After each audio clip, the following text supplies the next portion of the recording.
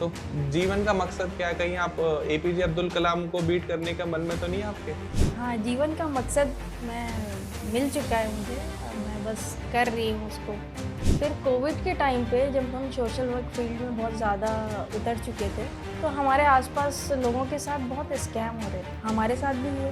हाँ, हाँ, कि अगर आज की जो यंग जनरेशन है, ये अगर स्कैम के रेड फ्लैग समझ पाएगी, बिल्कुल। तो फिर मैंने उनको टारगेट करते हुए उनकी अवेयरनेस के लिए वर्चुअल वाइपर्स लिखी कि हर रिलीजन एक चीज़ बोलता है कि our soul is a energy. Ma'am बहुत बड़ा व्यापार चल रहा है धर्म परिवर्तन के नाम पर। लोग कराने के पैसे देते हैं, लोग होने के पैसे देते हैं। फिर उसके बाद दूसरा मुझे भारत न्याय पुरस्कार मिला। अच्छा, वही ये जो बच्चों की काउंसलिंग करके मैंने ड्रॉप आउट रेशियो कम कराया। दूसरी में क्या आपको भगवान दिखे थे साक्षात, या आपने किसी डिवाइन एनर्जी का फील किया? डिप्रेशन से थेरेपिस्ट और थेरेपी और दवाएं जितना जल्दी आपको नहीं निकाल पाएंगी, उससे ज़्यादा आपको अच्छे दोस्त निकाल पाएंगे और बहुत जल्दी निकालेंगे। नमस्कार दोस्तों, तो स्वागत है आपका एक और मजेदार पॉडकास्ट में। अभी हमारे हाल ही में आपने देखे होंगे वुमेन इक्वलिटी को लेके काफी सारे पॉडकास्ट आए। तो उसी सीरीज को आगे बढ़ाते हुए हमारे सामने आज एक ऐसी शख्सियत बैठी हुई है जिनको देश रत्न अवार्ड मिला है। मिनिस्ट्री ऑफ डिफेंस से, मतलब भारत सरकार ने मैम को अवार्ड दिए हैं, नवाजा अवार्ड से। तो उसके पीछे की स्टोरी क्या है? मैम एक इंजीनियर भी हैं, एक समाज सेवी भी हैं, एक ऑथर भी हैं। काफी सारी मैम किताबें लिख चुकी हैं और आगे आने वाले टाइम में उनकी किताबें आपको मिलती रहेंगी। हो सकता है कि आप वीडियो में देखो और आपने मैम की कोई किताब पढ़ी भी हो। तो ये पॉडकास्ट बहुत इंपॉर्टेंट होने वाला उनके लिए जो ये सोचते हैं कि महिलाएं सिर्फ घर संभालने के लिए हैं, बच्चों को पैदा करके उनको बड़ा करने के लिए हैं, घर में सिर्फ रोटी और कपड़े धोने के लिए। नहीं, ऐसा नहीं है। हमारे देश की महिलाएं अब ऑथर भी हैं, जॉब भी कर रही हैं, इंजीनियर भी हैं, भारत सरकार से अवार्ड भी ले रही हैं। और साथ में जितना एक आदमी, एक मैन, एक पुरुष अपना योगदान देता है देश की सेवा करने के लिए और देश को आगे ले जाने के लिए, महिलाएं भी साथ के साथ आगे आ रही हैं और मुझे देख के ही बहुत अच्छा लग रहा है। तो मैं इंट्रोड्यूस कराना चाहूंगा मिस रंजना जी से, जो कि एक इंजीनियर हैं बहुत बड़ी कंपनी में और साथ में ऑथर भी हैं और समाज सेवी भी हैं। नमस्कार मैम, जय श्री राधे। राधे राधे भाई। कैसे हो आप? मैं बहुत अच्छी हूँ ध्रुव जी, और बहुत अच्छा लगा मुझे यहाँ आपने इतने अच्छे तरीके से इंट्रोड्यूस किया है। धन्यवाद इसके लिए। तो रंजना मैम, जैसे ही आपकी 2 बुक्स मुझे यहाँ सामने दिख रही हैं, तीसरी आने वाली है, साथ में एक इंजीनियर भी हो आप, और उसके अलावा आप सोशल एक्टिविटी में भी काफ़ी हो, भारत सरकार आपको अवार्ड दे रही है। तो करना क्या चाहते हो आप? बेसिकली जीवन का मकसद क्या है? आप कोई फील्ड छोड़ ही नहीं रहे हो, क्रिएटिव भी हो, समाज सेवी भी हो और टेक्निकल फील्ड में भी आप हो। तो जीवन का मकसद क्या है? कहीं आप एपीजे अब्दुल कलाम को बीट करने का मन में तो नहीं है आपके? नहीं नहीं ध्रुव जी, इतना इतना नहीं है। हाँ, जीवन का मकसद मिल चुका है मुझे। अब मैं बस कर रही हूँ उसको, फॉलो उस पाथ को। अच्छा। और ऐसी कोई मेरी भाग-दौड़ नहीं चल रही है। ये सब चीज़ें लाइफ में आती गई, मैं एक्सेप्ट करती गई और ओके, उसी रास्ते पे मैं आगे बढ़ती गई। ठीक है। हाँ, ये बात है कि सबसे ज़्यादा सुकून मुझे सोशल वर्क करके मिला हाँ, हाँ। और उसके बाद मेरे दिमाग को शांति लिखने के बाद ही मिली। अच्छा। तो पीस ऑफ हार्ट जो होता है ना, पीस ऑफ माइंड, और एकदम हार्ट के लिए सोल ऑफ मतलब फूड मिला मेरे लाइफ को। हाँ जी। वो मुझे राइटिंग और सोशल वर्क से मिला। इंजीनियरिंग मेरे बेसिक नीड है हाँ, और उससे मेरा लाइफ चल रहा है। हाँ जी। मेरी सारी फुलफिलमेंट वहीं से हो रही है। ओके। तो तीनों चीज़ें मेरे लिए बहुत इंपॉर्टेंट है, तो मैं तीनों चीज़ों को फॉलो कर रही हूँ। लोग कहते हैं मेरे 2 हाथ हैं। मैं एक हाथ से इंजीनियर हूँ, एक हाथ से समाज सेवी हूँ। इस हाथ से कमाता हूँ, इस हाथ से दे देता हूँ। मैम कह रही है मेरे 3 हाथ हैं। इस हाथ से कमाती हूँ, इस हाथ से दे देती हूँ, एक तीसरा हाथ है जिससे मैं लिख देती हूँ। तो मैम वो तीसरे हाथ की शुरुआत कब हुई? आपने कब स्टोरी टेलिंग करना शुरू करा? लिखना आपने कब स्टार्ट किया? ध्रुव जी, वैसे तो हमारे शास्त्रों में महिलाओं के 8-10 हाथ भी हाँ दिखाए जी। हैं। बिल्कुल, बिल्कुल, बिल्कुल। ये राइटिंग का ऐसा था कि मैं बहुत पहले से मतलब 8th 9th क्लास से ही मुझे थोड़ा राइटिंग का शौक शुरू हो गया था। अच्छा। रीडिंग और राइटिंग दोनों का। ओके। बचपन से रीडिंग की स्टार्ट आपको सुन के थोड़ा होगा कि मैंने कॉमिक्स पढ़ना, इससे मेरी रीडिंग में इंटरेस्ट आया। सुपर कमांडो ध्रुव तो नहीं पढ़ी आपने? सब पढ़ी हैं। नागराज। नागराज, परमाणु, और मेरा फेवरेट था बाकेलाल। ओके। मैंने भी सुपर कमांडो ध्रुव पढ़ी है। मेरे कई दोस्त कहते थे सुपर कमांडो ध्रुव आ जाओ। आपका नाम ही है हाँ ध्रुव, जी। तो होना ही है। तो वहाँ से मेरी रीडिंग की स्टार्ट हुई और ओके। फिर मैंने 9th क्लास से कुछ लिखना शुरू किया। ठीक है। और मेरी एक इंग्लिश की टीचर थी, वो कहती थी कि इस एज में तो सभी पोएट हो जाते हैं, हाँ 9th क्लास में आते आते। हाँ जी, हाँ जी। तो सही था, मैंने वहाँ से पोएट्री लिखनी शुरू की ओके। हिंदी में। और वो ज़माना था, सब गज़ल बहुत सुनते थे, शायरी भी लिखते तो हो? शेर और शायरी ही लिखी है मैंने बस। ओके। तो कभी सोचा नहीं था कि मैं कुछ लिखा हुआ अपना पब्लिश भी कराऊंगी। फिर कोविड के टाइम पे जब हम सोशल वर्क फील्ड में बहुत ज़्यादा उतर चुके थे, जी। तो हमारे आसपास लोगों के साथ बहुत स्कैम हो रहे थे, अच्छा। Online fraud. हाँ हाँ, बिल्कुल कोविड के बिल्कुल टाइम पे बिल्कुल बहुत बिल्कुल। बाढ़ सी आ गई थी, सब हाँ लोग जी। ऑनलाइन आ चुके थे। हाँ और फिर हमारे साथ भी हुए।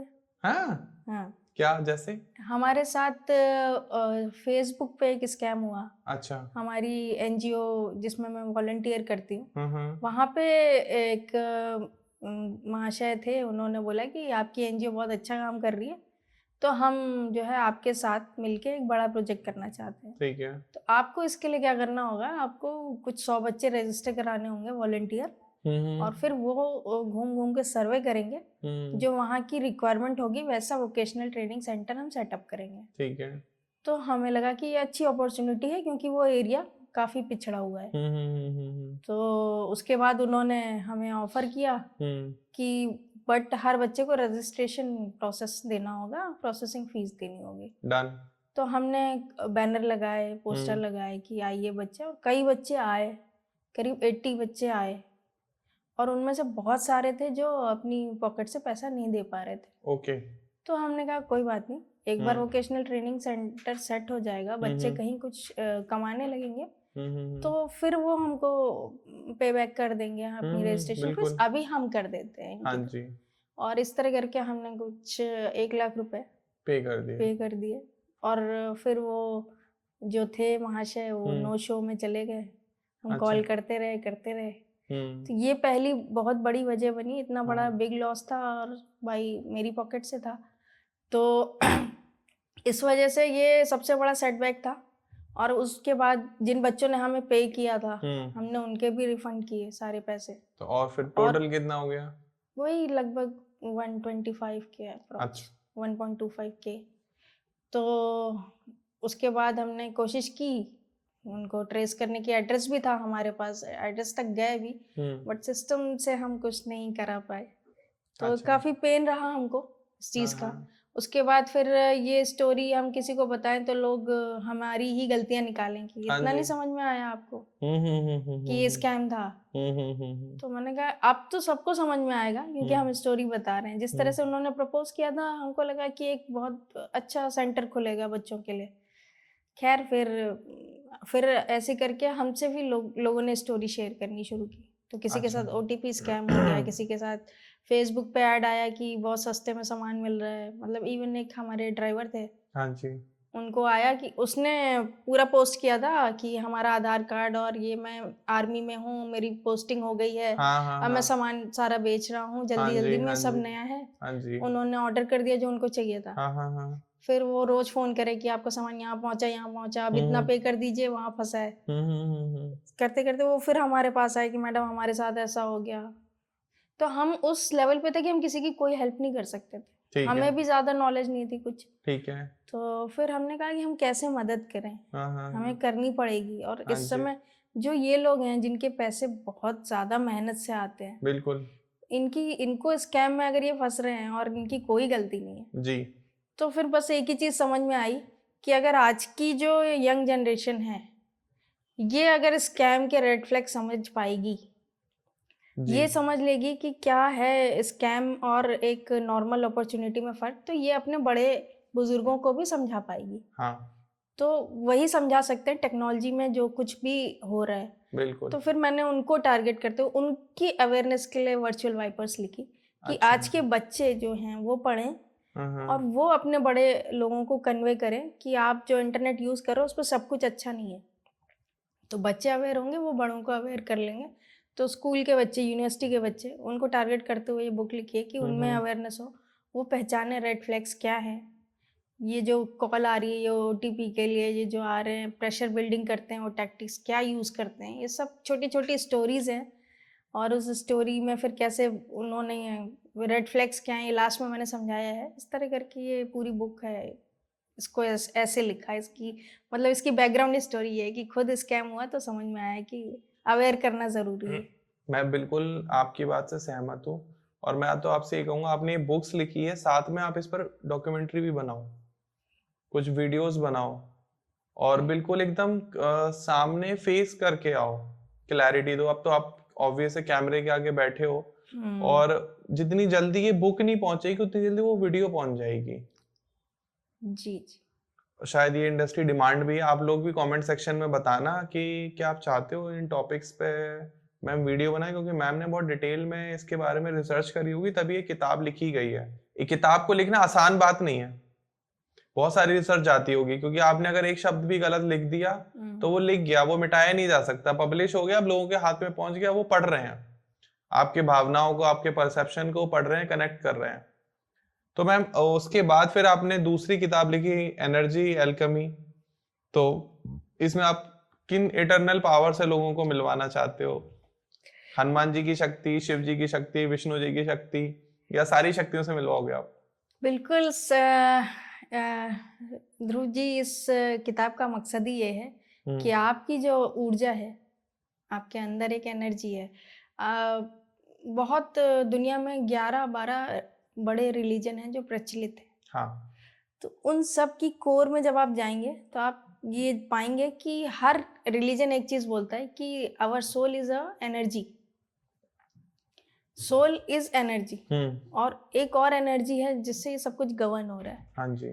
तो जब उन्होंने हमको इतने हायर लेवल मतलब एंटिटी बनाया है, एक छोटा-सा बैक्टीरिया भी है, वो भी एक सोल है। हाँ जी। उसकी एनर्जी काफ़ी लोअर है ओके। और हमको काफ़ी ऊपर लेवल पे रखा हुआ है कि अच्छा। हम काफ़ी चीज़ों को देख सकते हैं, समझ सकते हैं और उस हिसाब से रिएक्शन कर सकते हैं। मतलब आपका कहना ये है कि हम लोग जो है दिख रहे हैं मनुष्य, हम मनुष्य नहीं, हम एक एनर्जी हैं। हम सब कुछ एक एनर्जी है इस यूनिवर्स में। अच्छा। यूनिवर्स ही एक एनर्जी है, बट सब अलग-अलग फ्रीक्वेंसीज पे हैं। हाँ। जो एनर्जी हम हैं, हमारा एक ही मकसद है कि हम सारे मिलके अपनी एनर्जी को और एलिवेट करें और उस यूनिवर्सल एनर्जी के साथ सिंक होने की कोशिश करें। तो इसी में सबकी बेहतरी है। ओके। तो ये चीज़ें और ये सब चीज़ें कैसे एलिवेट कैसे करते हैं आप अपनी एनर्जी? आप एक एल्केमिस्ट कैसे बनते हैं? अच्छा। एल्केमिस्ट के जो वर्डली मीनिंग है वो यही है कि वो एक मेटल को दूसरे मेटल में चेंज कर सकते हैं। अच्छा। और एक जो इसका मेटाफर है या आप इसका एक भावार्थ अगर निकालना चाहें, जो इस बुक में लिया गया एल्केमी में, वो यही है कि हम अपने एनर्जी को कैसे हायर एनर्जी के साथ कनेक्ट कर सकें, कंपोज कर सकें। अच्छा।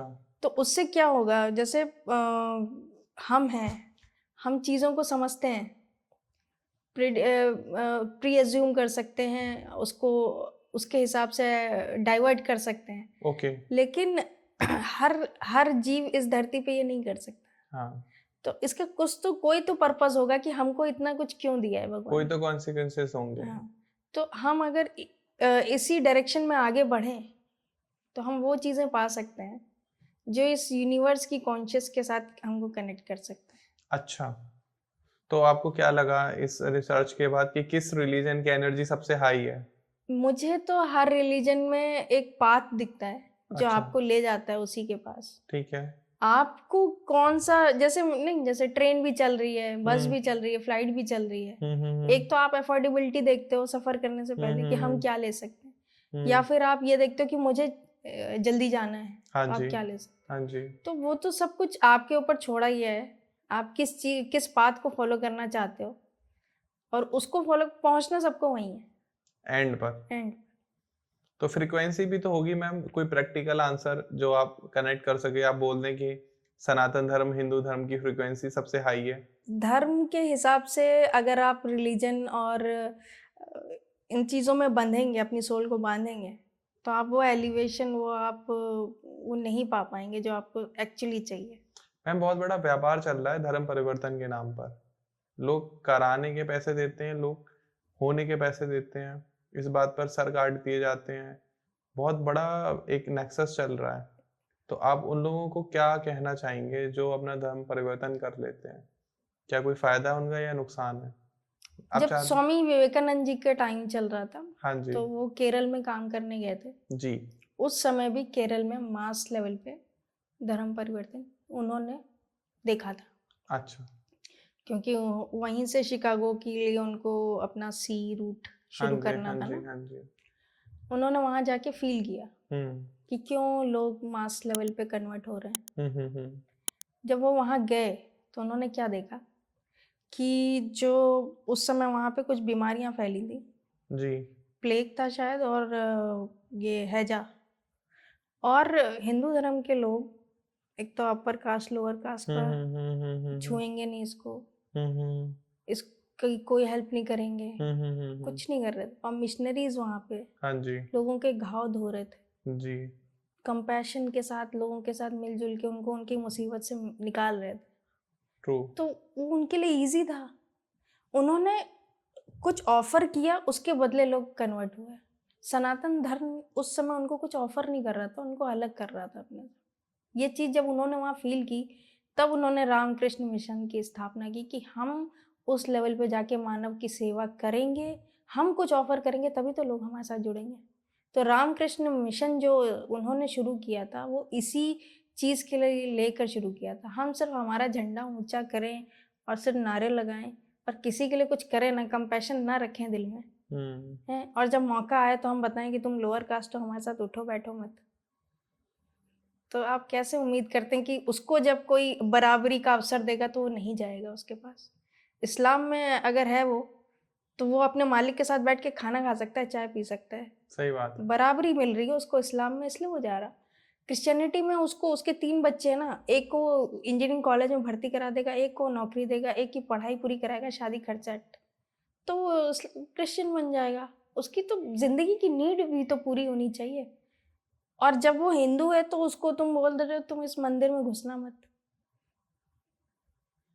तो वो जाएगा। आप सही उनको बात। रोकने के लिए क्या कर रहे हो? कुछ तो दो। वो अंदर से फील तो करता है ही इज़ प्राउड हिंदू।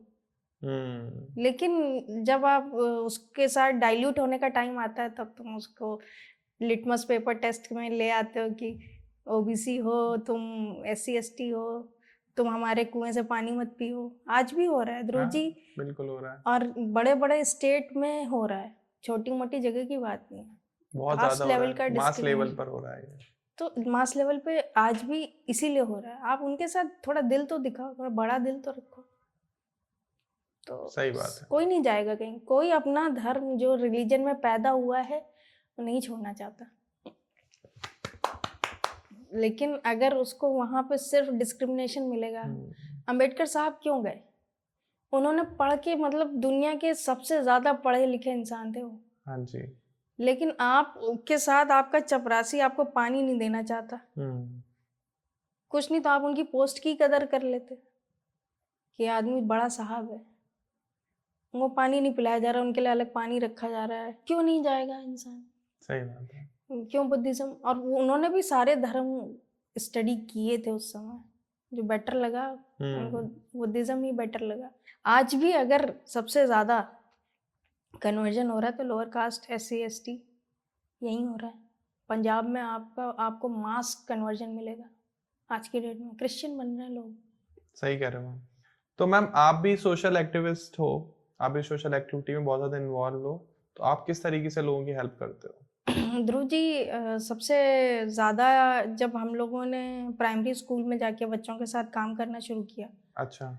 तो पहले तो हमारा मकसद यही था, क्योंकि मेरी माँ जो है वो प्राइमरी स्कूल की पढ़ी हुई थी, हम्म। और वो उस ज़माने की बातें बताती थी कि इस लेवल की पढ़ाई वहाँ पे होती थी। टीचर्स भी इतने कोऑपरेटिव होते थे और लर्नेड होते थे। तो जब हम प्राइमरी स्कूल में अपने ज़माने में गए तो हमने देखा कि बहुत स्तर गिर चुका है। न टीचर, बच्चे सिर्फ खाना खाने आ रहे हैं।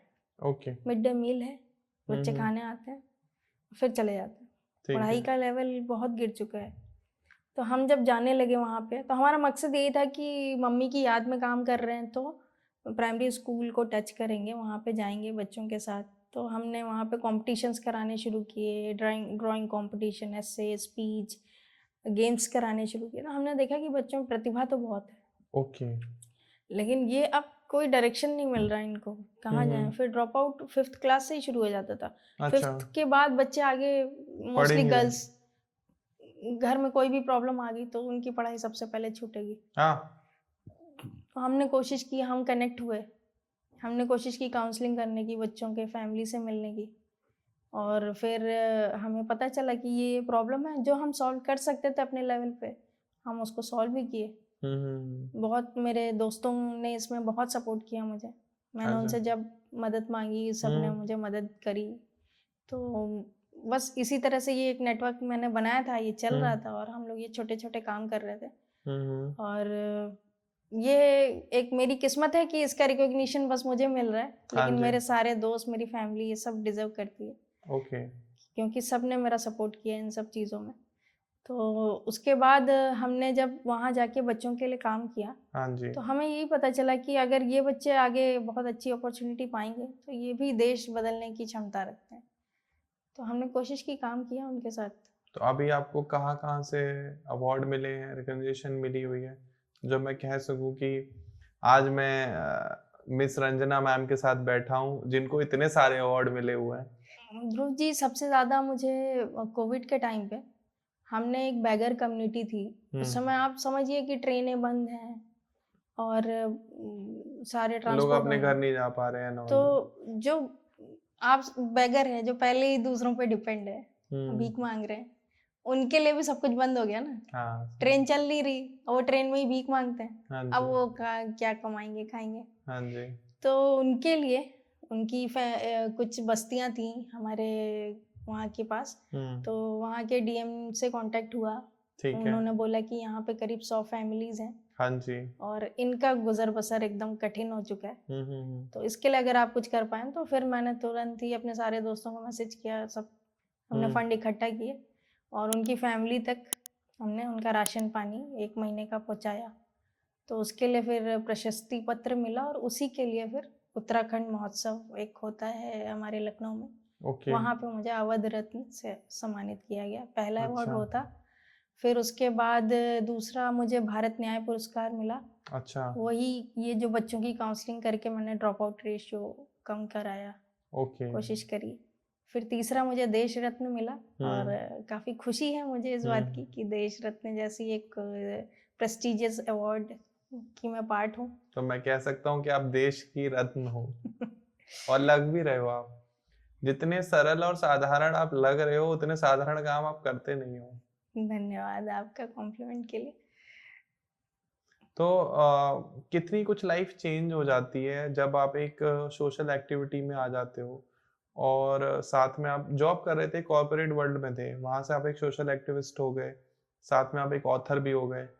तो क्या फ्रेंड्स और फैमिलीज की नज़र में आप एक हीरो बन गए, या कुछ अलग हो गया? क्या कुछ बदलाव देखा आपने? नहीं, दोस्तों की नज़र में ज़्यादा नहीं आना चाहिए बदलाव, बड़ा खराब हो जाता है। वो आपको बेवकूफ़ी समझते रहो, अच्छा है। नहीं तो सबसे ज़्यादा क्या कहते हैं, घमंड वहीं से आ जाता है। हाँ जी। और वो चीज़ें फिर चीज़ें खराब करती हैं। दोस्त आपको, फैमिली वाले बेवकूफ़ी समझें, हाँ। और दोस्त भी आपको बेवकूफ़ी समझें, हाँ जी। वो सबसे अच्छा है, क्योंकि उसी में सारा प्यार है। हम्म। वो अगर आपको इज्जत देने लगे तो क्या फायदा? कोई फायदा नहीं। लोग ये कहते हैं ना, बहुत ज्यादा कॉम्प्लीमेंट देते हैं कि सबसे ज्यादा जो बेइज्जती करी है वो रिश्तेदारों ने ही करी है और दोस्तों ने करी है। तो आज आपने उन लोगों के लिए जवाब दे दिया कि अगर वो आपको इंटेलिजेंट समझने लगे, फिर तो समझ लो आपका टाइम खराब आ चुका है। इवन मैंने ये बुक अपने 4 दोस्तों को डेडिकेट करी है, उन चारों ने नहीं खरीदी। अच्छा। दूर दूर थे, मैंने कहा यार तुम लोग ऑर्डर कर लो, तो बोले नहीं तू भेज साइन करके। अच्छा। मैंने कहा मैं नहीं भेज रही साइन करके, ओके। तुम लोग ऑर्डर करो, कम से कम 4 बुक तो बिके मेरी। हाँ हाँ, और क्या। तो आपकी बुक अभी कहाँ कहाँ अवेलेबल है? मेरी बुक अमेजोन पे है, हम्म। फ्लिपकार्ट पे है, ठीक ई है। बुक में भी अवेलेबल है अमेजोन पे ही, ठीक है। किंडल में। और इसके अलावा मेरी एक वेबसाइट है nawabwrites.in, अच्छा। वहाँ से भी आप ऑर्डर कर सकते हैं। ठीक है। दोनों बुक्स हैं अवेलेबल वहाँ पे। तो मैम आपकी जो सेकंड बुक है एनर्जी एल्केमी, ये आपने क्यों लिखी? वो पहली वाली तो समझ में आ गई कि आपके साथ स्कैम हुआ, आपने इस वजह से लिख दी। दूसरी में क्या आपको भगवान दिखे थे साक्षात, या आपने किसी डिवाइन एनर्जी का फील किया? क्या ऐसा क्या हुआ? एनर्जी एल्केमी जो मैंने लिखी है, इसके पीछे जो स्टोरी है, मकसद है, वो यही है कि जब मैं अपनी लाइफ के बहुत सारे अप डाउन फेस कर रही थी, गुजर रही थी, तो कुछ चीज़ें थी जिन्होंने बहुत इम्पैक्ट डाला, और कुछ चीज़ें थी जो वापस धकेल रही थी।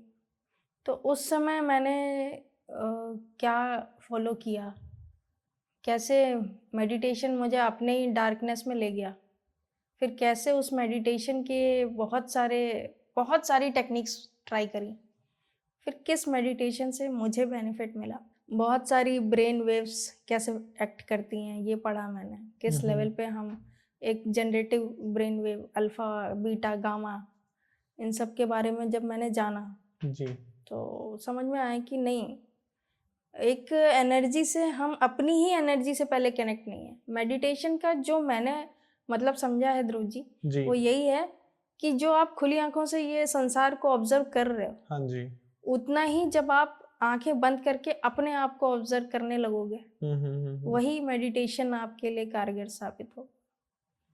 तो मैंने जब यहाँ तक फील किया, फिर कैसे मेरे दोस्तों ने मेरे बुरे टाइम में मेरे को एकदम सपोर्ट किया, जी। तो मैंने ये जाना कि डिप्रेशन से थेरेपिस्ट और थेरेपी और दवाएं जितना जल्दी आपको नहीं निकाल पाएंगी, उससे ज़्यादा आपको अच्छे दोस्त निकाल पाएंगे, और बहुत जल्दी निकालेंगे। ट्रू।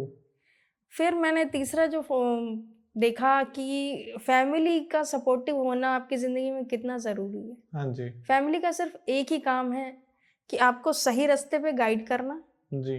और हमेशा सपोर्ट करना, कंट्रोल Okay. करना, और आपको हमेशा ये बताना कि आप गलत हो, गलत हो, गलत कर रहे हो। एक उनको डर होता है माँ बाप को कि बच्चा कहीं कुछ इसके साथ गलत ना हो जाए, इसलिए वो कंट्रोल करने की कोशिश करने लगते। ओके।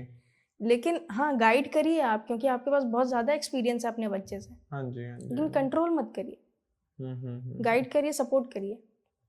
इतना ट्रस्ट दोनों में हो कि वो बच्चा ये समझे कि मम्मी पापा बताएंगे तो गलत नहीं बताएंगे, और आप ये समझिए कि बच्चा जो कर रहा है वो सही करेगा। इतना ट्रस्ट दोनों में डेवलप करिए। तो ये एक चीज़ थी जो एक लेवल पे आके जब बॉन्डिंग बनी पेरेंट्स से, तो मुझे समझ में आया कि हाँ, कि पापा मम्मी अगर किसी चीज़ के लिए रोक रहे हैं तो उनके भी अपने चीज़ें सही हैं, समझिए उस चीज़ को, बॉन्डिंग बनाइए पेरेंट्स से। सही बात है। और फिर चौथी जो चीज़ जिसने मेरी ज़िंदगी एकदम अपसाइड कन्वर्ट 360 पे ले आया मुझे, सोशल वर्क।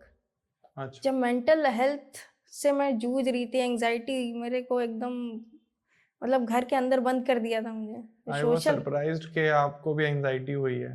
बिल्कुल, मेरी लाइफ में बहुत सारी चीज़ें हुई हैं ध्रुव जी, अगले पॉडकास्ट में पूरी लाइफ स्टोरी सुनाऊंगी। बिल्कुल बिल्कुल। तो उसमें जब मैंने सोशल वर्क करना शुरू किया तो धीरे धीरे धीरे मैंने अपने दर्द को कम होता हुआ पाया। जैसे ही मैंने किसी के आँख में अपने लिए देखा कि मैडम आपने मतलब आपने मेरे लिए मेरी वो चीज़ पूरी कर दी जो नहीं पॉसिबल था उसके लिए, तो वो जो उसकी आंखों में थैंक्स था ना आपके लिए, वो देख के आपको अपनी एंग्जाइटी फुर हो जाती है, तो आपको और कुछ करने की ज़रूरत ही नहीं है। तो ये 4-5 जो बड़ी-बड़ी चीज़ें थी, और ये ईज़िली अवेलेबल, हाँ जी। इसके लिए आपको कहीं नहीं जाना। जो आप वेकेशन पे जाने के लिए परेशान हो, आपको लगता है वहाँ रिलीफ मिलेगा, वहाँ से लौट के आते हो फिर उसी स्ट्रेस में चले जाते हो, नहीं मिलता रिलीफ। वो शायद मतलब मुझे तो मिला, और मुझे लगता है कि शायद औरों को भी इससे हेल्प मिलेगी। तो जब मैंने सोशल वर्क करना शुरू किया तो मेरी ज़िंदगी में बहुत बदलाव आने लगे। तो मैंने इस चीज़ को फ़ील किया, अंदर से मुझे कंटेंट फ़ील होने लगा। मुझे लगा कि नहीं, लाइफ़ का गोल मिल गया है। सबका गोल ये नहीं होगा, ऑब्वियस है, सबके पास बहुत सारी रिस्पॉन्सिबिलिटी हैं। हर कोई सोशल वर्क कर नहीं सकता। सही बात है। लेकिन कभी एक छोटा एक्ट ऑफ काइंडनेस करके देखिए। मज़ा आएगा। आपको वो जितना वो इंसान को फुलफ़िल नहीं होगा ना, जितना उसको अच्छा नहीं लगेगा, उससे 10 गुना आपको अच्छा लगेगा। मैंने भी कहीं स्टोरी सुनी थी कि जो देने में मज़ा है वो लेने में नहीं है। देखिए। आप किसी छोटे बच्चे को 2 मोजे दे के तो देखिए, सॉक्स 10-20 रुपए के हार्डली आते हैं। पॉकेट में रखिए, निकल जाइए, कोई दिख जाए दे दीजिए। उसको जितना अच्छा नहीं लगेगा, उससे ज़्यादा आपको अच्छा लगेगा। सही बात। तो बस इतना ही मेरा मैसेज है और यही 4-5 चीज़ें इस बुक की हाइलाइट हैं। और इस बुक की एक छोटी-सी सरप्राइज़ एलिमेंट ये है कि बहुत सारी वुमेन प्रीस्ट हुए हुँ। और उनके बारे में उनकी स्टोरीज़ नहीं बताता कोई। हाँ जी। वो स्टोरीज़ मैंने इसमें बताई हैं ओके। कि कैसे भूटान की बुद्धिस्ट मॉन्क में 2 फीमेल प्रीस्ट ने अपना मेडिटेशन कैसे सीखा, कैसे किया। कैसे मोरक्को में एक क्या कहते हैं, बंजारे की कम्युनिटी है, वो कैसे तारों से रिलेट करके आपकी एनर्जी के बारे में बता देती है। तो ऐसी-ऐसी छोटी-छोटी स्टोरीज़ हैं इसमें, वो पढ़ने को मिलेगा आपको। और मुझे लग रहा है मुझे ये बुक्स खरीद लेनी चाहिए ताकि मैं इन पर वीडियोस बना सकूं स्टोरीज को पढ़ के। आई बिल्कुल, थिंक बिल्कुल। मुझे आपकी काफी जरूरत पड़ने वाली है क्योंकि ऐसी स्टोरी लोगों को पता चलनी चाहिए। जब आपने एक वर्ड बोला ना, we women priest, we are not familiar with it, क्योंकि हमने नहीं देखी पुजारी जो नहीं महिलाएं देखे। हैं। हुए, बहुत हुए। हुए सब बहुत हैं। स्टोरीज़ को दबा के रख दिया गया। हमने नहीं देखे हैं और शायद आप लोगों ने भी नहीं देखे होंगे। बनाता हूँ इस पर, आप लोगों के लिए भी एक कंटेंट अच्छा बनाता हूँ और मैम की दोनों बुक्स को कवर करता हूँ उन वीडियोस पर। डॉक्यूमेंट्री बनाते हैं मैम। बिल्कुल। और क्या मैम फ्यूचर गोल्स क्या हैं, क्या टारगेट्स हैं, कहाँ पहुँचना है? पहुँचना तो मुझे कहीं नहीं है, मैं काफ़ी सैटिस्फाइड हूँ। आप ही ने कहा था सबको एक जगह पहुँचना है। हाँ, उस एक जगह तो वो सबको तो एंड पॉइंट वहाँ है। वक़्त ले लेकिन जाएगा। लाइफ में गोल क्या है आपका? आगे क्या लाइफ प्लान है? मैं बस चाहती हूँ कि मेरी जो जर्नी है, जो स्ट्रगल है, इससे मैं कुछ अगर किसी को कुछ पॉज़िटिव मैसेज दे पाऊँ। अच्छा। कोई किसी को लगता हो कि ज़िंदगी बहुत हार्ड है, हाँ जी। तो वो हमारे जैसे लोगों से मिले। हाँ। उनको सच में पता चलेगा कि हार्डशिप सबकी लाइफ में बराबर है। अभी विराट कोहली जो इंडियन क्रिकेटर, उन्होंने एक वीडियो में कहा, पॉडकास्ट में ही कहा कि अगर आपको लगता है कि आपकी लाइफ हार्ड है या आपकी लाइफ में स्ट्रगल है, तो आप एक बार जरा उसके बारे में सोचो जिसको शाम को खाने के लिए रोटी भी नहीं है, जो ये सोच रहा है कि आज मैं शाम को कहाँ से खाऊंगा या नहीं भी खाऊंगा, क्या पता भूखा सो जाऊं। और ऐसा नहीं है कि लोग भूखे नहीं सोते, सोते हैं लोग। तो ये बॉस, ये कोई स्ट्रगल या हार्ड टाइम नहीं है, ये सिर्फ आपकी छोटी मोटी लर्निंग है। हार्ड टाइम और स्ट्रगल तो उनका है। आप कहाँ तक रिलेट करते हो? मिले आपको ऐसे लोग? ध्रुव जी, मेरी लाइफ में मेरा एक बहुत ही क्लोज फ्रेंड है अच्छा। और इतना शार्प माइंड था वो, था क्या है। और वो अपनी ज़िंदगी में बहुत बहुत लंबी जर्नी, बहुत लंबी छलांग लेने वाला था, जब उसके साथ एक ऐसा रोड एक्सीडेंट हुआ कि ही इज़ पैरालाइज्ड। ओके। उसकी पूरी नेक से लोअर बॉडी पैरालाइज्ड है हाँ जी। और सिर्फ वो बोल सकता है, बात कर सकता है और बेड पे है। ओके। और वो मतलब इतना जेन्युइन इंसान, हाँ जी। वो आज 5 साल हो गए वो बेड पे है। उसके लिए हमने कई कैंपेन भी चलाए उसके सपोर्ट के लिए। और रोड एक्सीडेंट ऐसा कि मतलब ड्राइवर की गलती, ओके। और उसकी पूरी फैमिली स्ट्रगल कर रही है आज के दिन। हम उसके लिए जो कुछ भी कर सकते थे किए। और लेकिन आप मतलब ऐसे-ऐसे लोगों से मैं जुड़ी हुई हूँ। This is the real struggle. हाँ, और आपको लगता है कि ज़िंदगी 2 नंबर कम आए तो ख़राब है, किसी लड़के ने आपके प्रपोज़ल को मना कर दिया तो आपको लगता है ज़िंदगी ख़राब है। आप ज़िंदगी को सही से देखिए तो वो किसी के साथ नहीं है। जो स्ट्रगल कर रहा है, जो मुस्कुरा रहा है, वो काफी चीजें छुपा के मुस्कुरा रहा है। कितने आसान भाषा में आप कह रहे हो इतनी बड़ी बड़ी बातें। आप लोग शायद समझ भी पा रहे होगे कि मैम फैब का मंथ चल रहा है, बहुत सारे प्रपोजल, आपने प्रपोजल का नाम ही लिया और अभी 14 फरवरी को लोग प्रपोज ही करने वाले हैं। और अगर कोई किसी को प्रपोज करता है, सामने वाला मना कर देता है, तो क्या सलाह देना चाहोगे आप उसको? सलाह ये है कि जिंदगी में हर चीज जो आपने सोच ली है वैसी होगी। ये जब आप एकदम फिक्स कर लोगे तो परेशान रहोगे। जिंदगी अच्छा। आपका अपना फ्लो है, हाँ। वो वैसे चलेगी और उस फ्लो के साथ आप चलोगे तभी आपके साथ जो बेस्ट बेटर होगा वो होगा समय के साथ। जितना समय आप दोगे उतनी चीज़ें बेहतर होती जाएंगी। लेकिन आप एकदम एडमेंट हो जाओगे कि नहीं यही होना चाहिए मेरी लाइफ में जो मैंने प्लान किया है, तो फिर आपको डिप्रेशन से कोई नहीं बचा सकता। लेकिन काफी सारे लोग हैं जो आज के टाइम में manifestation, affirmation, law of attraction, और एक बुक भी है द सीक्रेट, बहुत फेमस किताब है, उसको पढ़ के कह रहे हैं कि मैं इस पॉडकास्ट में आया, ये मैंने मैनिफेस्ट किया था 2 महीने पहले और देखो मैं आज यहाँ बैठा हूँ। तो अब वो लोग कह रहे हैं कि जैसा मैं चाह रहा हूँ वैसा ही हो रहा है, बस मुझे मैनिफेस्ट करने की देर है। तो उनको फिर आप कैसे संभालोगे, क्या जवाब देना चाहोगे? बहुत ही अच्छा सवाल पूछा है ध्रुव जी आपने, और इसके बारे में मैंने पूरा एक चैप्टर लिखा है अपनी बुक में। अच्छा।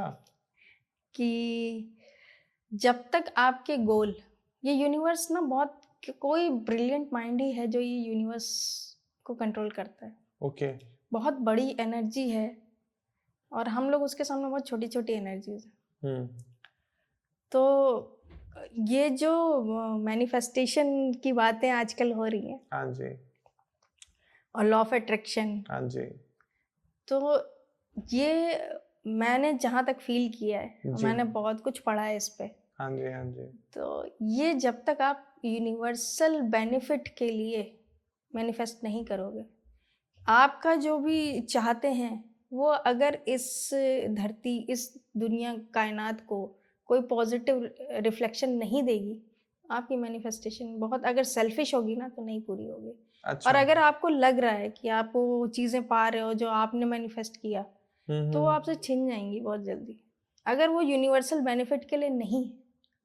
ओके। तो वो आपको हो सकता है कि मिल जाए, क्योंकि चोर भी चोरी करता है, आईफोन मिल जाता है उसको। वो उस तरह की चीजें, अगर आप किसी एक छोटी सी चीज की बेनिफिट की कामना नहीं कर सकते अपने मन में, तो फिर आपको वो चीजें मिल तो रही हैं आज की डेट हाँ में, जी। लेकिन वो आपके हाथ से चली जाएंगी। आपको एक लाइफ में बड़ा पर्पस, बड़ा गोल और ये यूनिवर्सल बेनिफिट से होनी, उसको फील होना चाहिए यूनिवर्स को कि अगर आप कुछ मांग रहे हो उससे, हाँ जी। तो उसके बदले आप ऐसी चीजें इम्पैक्ट क्रिएट करोगे जो इस धरती की एनर्जी को ऊपर ले जाएगा। अदरवाइज तो फिर मैंने बोला ना, चोर को भी मिल जाता है जो उसको चाहिए। बहुत सारे लोग आज के टाइम में हम कंसल्टिंग कर रहे हैं इस टॉपिक पर, कोचेस एंड कंसल्टेंट आ गए, how to wake up at 5, how to manifest anything. आप उन सबका करियर मत खा लेना अगर आपकी 1-2 वीडियो ऐसी वायरल हो गई तो आप लोगों ने समझा, मैम ने बताया कि आप कुछ भी मैनिफेस्ट कर रहे हो और अगर वो यूनिवर्सल बेनिफिट के लिए नहीं है तो वो छिन जाएगा। और मैम लोग छोटी छोटी चीजें मैनिफेस्ट करते हैं आज के टाइम में, कि मैं मैनिफेस्ट कर रहा हूँ कि मैं ट्रिप पर गया गोवा और मैं 1 महीने बाद गोवा पहुंच गया, ये मैं मैनिफेस्टेशन से करके, तो ऑब्वियस है वो, देखो अब वो तो छीन नहीं सकता ना, वो तो एक मेमोरी बन गया। और अगर आप, मेमोरी छीन सकती है क्या? नहीं, मेमोरी नहीं छिन सकती। लेकिन आप कुछ फिजिकल इक्विपमेंट या कुछ ऐसा मैनिफेस्ट कर रहे हो तो वो छिनेगा कैसे? फॉर एग्जांपल मैंने आईफोन मैनिफेस्ट करा था, वो कैसे छिन जाएगा? नहीं, आप जैसे, मैं तो व्यूअर्स की तरफ से पूछ रहा हूँ मैम। बिल्कुल आप बिल्कुल सही सवाल पूछ रहे हैं। जैसे मान लीजिए मेरे गोल बहुत लिमिटेड है, हाँ। मैं मटेरियल चीज़ों में मुझे बहुत इंटरेस्ट जैसे है। मैं मैनिफेस्ट कर रहा हूँ कि आप एक और पॉडकास्ट कराने आओ मुझसे ऑन मैनिफेस्टेशन ही, तो और आप आ भी जाते हो तो अब छिन कैसे गया? वो तो हो गया। नहीं नहीं, मैं आपको उसमें कन्विंस कर लूं किसी भी तरीके से, मैम आओ प्लीज, आओ प्लीज, अरे आओ। प्लीज कहना ही नहीं है ध्रुव जी, मैं आऊंगी जरूर। आपका मैनिफेस्टेशन यहीं पूरा हो जाएगा, मैं आऊंगी। लेकिन मैं जैसे, लेकिन ये यूनिवर्सल बेनिफिट के लिए नहीं हो रहा मैम। नहीं बिल्कुल, मैं जो कहना चाह रही हूँ, हाँ जी। जो मैं लोगों की हेल्प करना चाह रही हूँ, मैं उनको उनके एंजाइटी से लड़ना सिखाना चाह रही हूँ। हाँ जी। मैं चाह रही हूँ कि वो साइबर क्राइम में ना फंसे। ओके, तो क्या ये यूनिवर्सल बेनिफिट की बात नहीं ये तो सोच रही हूँ? यूनिवर्सल की बात, बिल्कुल बिल्कुल बिल्कुल। तो इसलिए मेरा गोल तो ये है। आपका गोल बड़ा है। हाँ, और जब आपका गोल बड़ा है तो जब आपको वो चीज़ें उस पाथ पे चल के मिलती हैं, वो चीज़ें आपके साथ कांस्टेंट इम्पैक्ट आपके ऊपर डालती हैं, आपको बेहतर इंसान बनाती हैं। जब तक आप खुद में बेहतर इंसान नहीं बन रहे हो, तो आप आईफ़ोन और आईपैड ये सब इकट्ठा करके आप कहाँ तक जाओगे, कहाँ तक भागोगे? क्योंकि आप हर साल एक नया आईफ़ोन लेते रहो, लेते रहो, लेते रहो। अल्टीमेटली आप सोचोगे कि मुझे चेंज चाहिए। एक ट्रू। लेवल पे आप फिर आप दूसरे ब्रांड की तरफ सोचोगे बहुत दिन से आईफ़ोन चला, तो कोई सैटिस्फैक्शन नहीं मिल रहा। आप एक बार पेरिस की ट्रिप हो आओगे, दोबारा हो आओगे, 3 बार, फिर आपको कोई और जगह जानी होगी ना। गोवा आप कितनी बार जाओगे? तो ये वो आपको वो इम्पैक्ट नहीं दे रहा वो। आप कनेक्ट कर पा रहा हूँ मैं आपसे कि आप क्या कहना चाह रहे हो। आप अगर कोई तो चीज़ वो छिन जाएगा, ऑब्वियस है वो छिन जाएगा। अगर आपने कुछ ऐसा मैनिफेस्ट किया है जिसका पर्पस बड़ा नहीं है, तो वो कंप्लीट हो भी गया तो भी वो आपसे छिन जाएगा, क्योंकि वो उसके बाद अब क्या, उसके बाद कुछ नहीं है। कुछ नहीं। लेकिन मान लो मैम कुछ बड़ा मैनिफेस्ट कर लिया जो यूनिवर्सल लोगों के लिए, हेल्प के लिए है, और वो हो भी गया कंप्लीट, तो वो भी छिन गया। वो नहीं छिनेगा, वो इम्पैक्ट आपके सोल पे डालेगा, आपकी एनर्जी एलिवेट करेगा। अच्छा, यही तो यही तो पर्पस है यूनिवर्स का। आपको इतना हायर एनर्जी उन्होंने क्यों बनाया है?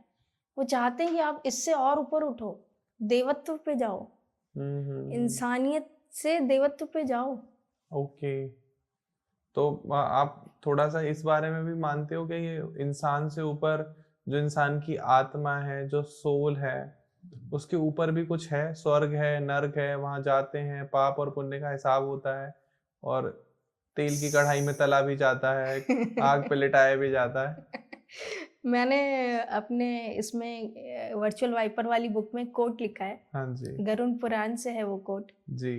कि मुझे नहीं पता कि ये सच है कि नहीं है, लेकिन अगर ये सच है तो फिर आपके साथ क्या होगा आप सोचिए। ओ, ये गलती से भी मान ली, मैं ये नहीं कहती हूँ, मुझे नहीं पता हेवन है हेल है कि नहीं है। मैंने तो यही जिंदगी में हेवन और हेल देख लिए हैं लोगों के। लेकिन अगर ये सच है कि चोरी करने का दंड ये है, या किसी को आपने जो लूटा है उसका दंड ये है, तो फिर आपके साथ क्या होगा? मरने के बाद वो बहुत सुकून है ना, कि मर के भी सुकून ना मिला तो कहाँ जाएंगे। मैम आप शायरी बहुत अच्छा लिखते हैं, तो कुछ सुनाना चाहेंगे आप? याद तो कुछ भी नहीं है। एक शायरी है, वो खुश तो हैं लेकिन मुझसे नहीं, वो खुश तो हैं लेकिन मुझसे नहीं, वो दुखी तो हैं लेकिन मुझसे नहीं, कौन कहता है कि उनको मोहब्बत नहीं है, उनको मोहब्बत तो है लेकिन मुझसे नहीं। तुम जब आओगी तो खोया हुआ पाओगी मुझे, मेरी तन्हाई में ख्वाबों के सिवा कुछ भी नहीं। मेरे कमरे को सजाने की तमन्ना है तुम्हें, मेरे कमरे में किताबों के सिवा कुछ भी नहीं। क्या बात है, वाह। तो लिखा ये किसने मैम ये? जॉन साहब की ये बहुत मशहूर शायरी है, और ये यही कहती है कि मैं वो इंसान नहीं हूँ जब तुमने मुझे छोड़ दिया, तुम जब आओगे मेरे पास तो मैं शायद वो रहूंगा भी नहीं। कुछ लोगों ने जॉन एलियन ही जॉन एलियन भी कहते हैं। हाँ, उनकी बातें थी जो उस समय के लोगों को शायद समझ नहीं आती थी। हाँ, हमारे जनरेशन के लोग कुछ ज़्यादा ही कनेक्ट करते हैं। हाँ जी, और उनको बहुत पसंद करते हैं, नवाजते हैं। बिल्कुल बिल्कुल बिल्कुल। डिजर्व भी करते हैं। तो आज आपके टाइम में आपका फेवरेट राइटर कौन है, फेवरेट पोइट कौन है?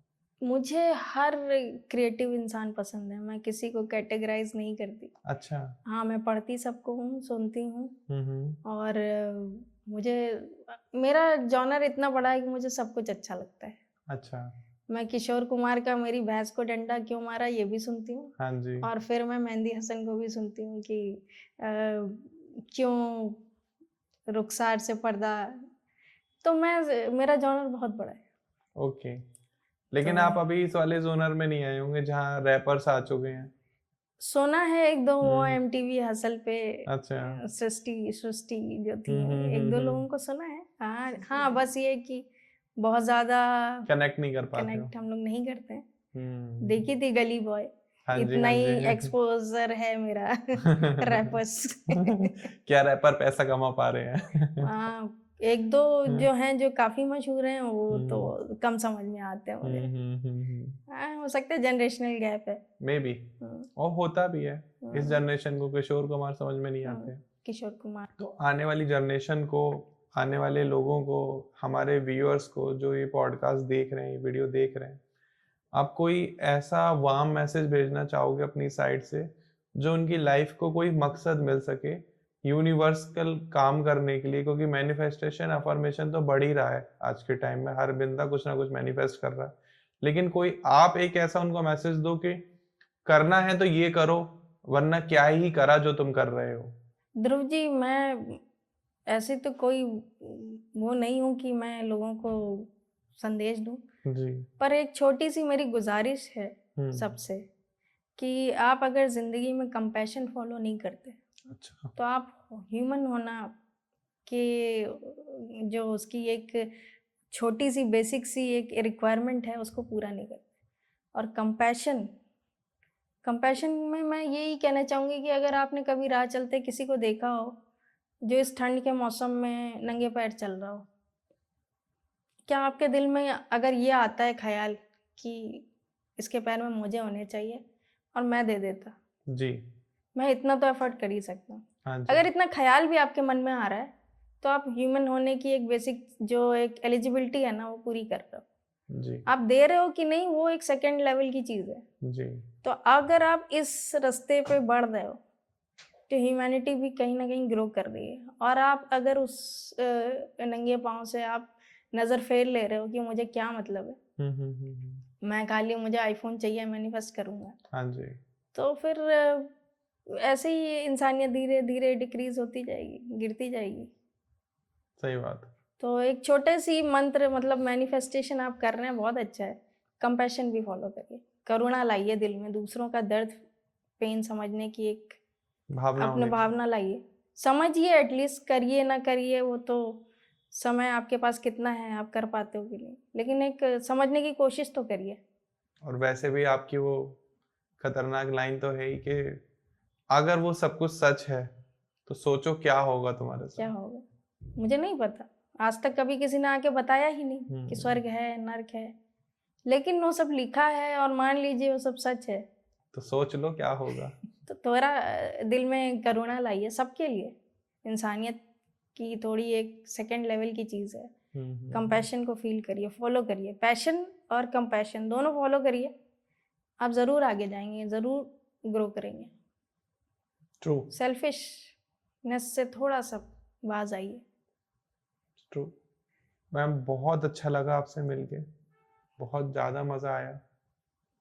और आई होप आप लोगों ने भी रंजना मैम से कनेक्ट किया होगा। मैम की जो स्टोरी है, मैम के जो बुक्स की स्टोरी है, मैम के जो मैम एक्टिविटी कर रही हैं अपनी लाइफ में कर रही हैं, that is not easy for everyone and it's by choice, not by force. Ma'am की चॉइस है, वो कर रहे हैं, आपकी चॉइस है, आप करो। नहीं है चॉइस, नहीं मजा आ रहा सोशल एक्टिविटी करने में, तो बिल्कुल मत करो। No one can force you, but हाँ एटलीस्ट एक बार ट्राई जरूर करो, सो दैट आपको पता चले कि हाँ, जैसे लोग कहते हैं ना कि एक बार शराब पी के देखते हैं कैसा लगता है, तो ये भी एक नशा है, करके देखो। शराब से ज्यादा अच्छा नशा है। क्या पता आपको शराब पी के उतना मजा ना आता हो जितना ये करके मजा आए। और अगर आपको लगता है कि वीडियो में कोई भी बात हमने गलत कही है, या आपको कनेक्ट नहीं कर पा रही, आपको पसंद नहीं आया, या कोई ऐसा क्वेश्चन जो आप रंजना मैम से करना चाहते हो, तो कमेंट सेक्शन खुला हुआ है। आप कमेंट सेक्शन में जाओ, कमेंट करो, मैम आपको आंसर करेंगी, मैं आंसर कर दूंगा अगर मुझे समझ में आएगा आपका सवाल तो। बाकी मैम की दोनों किताबें फेसबुक और अमेजोन पर अवेलेबल हैं। मैम आप प्लीज़ एक बार फिर से बता दीजिए कि लोग आपकी बुक्स कैसे खरीद सकते हैं। ध्रुव जी, सबसे पहले तो मैं ये बोलूँगी कि आप जैसा स्वीट और मृदुभाषी इंसान से बात करके मुझे बहुत अच्छा लगा। Thank you so much. और इतना आपका जो एक वॉइस एम्पलीट्यूड है, हाँ जी। बहुत ही सटल है, बहुत अच्छा है। और बाकी आपके विचार जान के मुझे भी अच्छा लगा। you. इंटरेक्शन बहुत अच्छा था ये। और रही बात मेरी बुक की, तो अमेज़ॉन पे है अवेलेबल, अमेज़ॉन इंडिया पे, और फ्लिपकार्ट पे है। एक मेरी वेबसाइट है nawabwrites.in, जी। उस पे हार्ड कॉपी और ई बुक भी अवेलेबल है। और वर्चुअल वाइपर्स ये वर्ल्ड वाइड अवेलेबल है। ओके। amazon.com पे है, amazon.eu पे है, ओके। अमेज़ॉन अफ्रीका में भी है, हम्म। यूएस में भी है। तो आप इसको कहीं से भी ऑर्डर कर सकते हैं। ऑनलाइन भी है, ई बुक फॉर्मेट में भी है, तो आप वो भी डाउनलोड कर सकते हैं। डन। और बाकी मेरी वेबसाइट पे है ही, वहाँ से भी ले सकते हैं। फटाफट जाइए। और अगर मुझसे कनेक्ट करना चाहें तो मेरे इंस्टाग्राम को फॉलो कर सकते हैं, RK द नवाब। श्योर, मैं तो फॉलो कर ही लेता हूँ मैम आपको। बिल्कुल। तो आप लोगों का, मैम का हैंडल आपको कॉर्नर पर दिखाई दे रहा होगा, आप फटाफट जाइए मैम को फॉलो कर लीजिए। और आप चाहते हैं कुछ नया सीखना, कुछ नया पाना, तो ऑब्वियस है इस पॉडकास्ट से आपको काफ़ी सारी नॉलेज गेन हुई होगी। बट जो हमारा दिमाग है वो अनलिमिटेड है, आप कितनी भी नॉलेज अंदर डाल दो, वो कभी ये नहीं कहेगा कि बस अब हो गया, अब और नहीं चाहिए। आप नॉलेज लेते रहो, यहाँ वहाँ की फालतू रील स्क्रॉल करने से अच्छा बुक्स पढ़ो। मैं आपको सही में बता रहा हूँ, आपको अभी लग रहा होगा कि जबरदस्ती का ज्ञान दे रहे हैं दो लोग बैठ के, तो ये ज्ञान ही है जो मुश्किल वक्त में काम आता है। और भगवान ना करे कभी किसी पे मुश्किल वक्त आए, लेकिन अगर आता है और आपके पास ज्ञान है, क्योंकि सिर्फ ऐसा नहीं है कि आपने कुछ टेक्नोलॉजी से रिलेटेड पढ़ लिया तो वही काम आएगा। ये जो स्पिरिचुअल चीजें हैं या कुछ ऐसा जो इंटेलेक्चुअल बातें हो रही हैं, ये आपको काइंड रखती हैं, ग्रेटिट्यूड देती हैं, पीस रखती हैं जब मुश्किल वक्त चल रहा होता है। तो ये बहुत काम आने वाला है। बुक्स को ऑर्डर कर सकते हैं, मैम को फॉलो कर लीजिए, और वीडियो को प्लीज़ लाइक करो और शेयर करो ज़्यादा से ज़्यादा लोगों के साथ, क्योंकि ऐसी पॉडकास्ट, ऐसे वीडियोस आपको रोज़ देखने को नहीं मिलेंगे। हर पॉडकास्ट में कहीं ना कहीं कुछ ना कुछ कोई बेच रहा होता है, कोई सेल कर रहा होता है अपने किसी प्रोडक्ट को, किसी सर्विसेज को। बट यहाँ हम आपसे बस कह रहे हैं कि अच्छे बनने की तरफ फोकस करो। बुक्स लेनी है ले लो, नहीं लेनी है मत लो, लेकिन अपने जीवन में कुछ एक ऐसा अच्छा काम करो ताकि दूसरे लोग उसे प्रेज करें, वो सबसे ज़्यादा इंपॉर्टेंट है। और चैनल को प्लीज़ सब्सक्राइब कर लो, फ्री है, आपके उसके कोई पैसे नहीं लगने वाले। और बुक्स भी ऑर्डर कर लो, मैं सभी से रिक्वेस्ट करना चाहूँगा। पर्सनली मैं मैम से भी रिक्वेस्ट करूँगा कि दोनों बुक्स पर मुझे भी साइन करके दें। और अगर कभी ऐसा होता है कि मुझ पर कोई मुश्किल वक्त आता है, मैं इन दोनों बुक्स का इस्तेमाल करूँगा और दोनों बुक्स में से कंटेंट निकाल के ज़रूर आपके सामने पेश करूँगा। बाकी वीडियो देखने के लिए धन्यवाद। बहुत बहुत रंजना मैम शुक्रिया यहाँ आने के राधे लिए। राधे। जय श्री राधे। जय श्री